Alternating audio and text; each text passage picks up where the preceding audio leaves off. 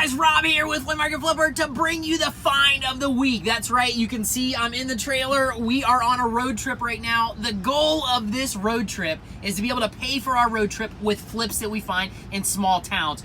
This is a beautiful example, guys. Check it out. It is a popcorn machine from the 50s, not one of those flimsy ones that they remake now. This is one of the heavy duties, probably weighs 200, 250 pounds. We had a time getting it in here in my little trailer, but we did it. Super excited, paid 250 bucks for this bad boy. It should bring in between $2,500 and $7,000 because it's an old, well-built machine. I don't know what kind of condition it's in. The guy that I got it from a local auction. He had no idea, never plugged it in. So we don't even know if it works, but the guts are here. It's in good shape other than it needs to be cleaned up and a couple small pieces repaired on it.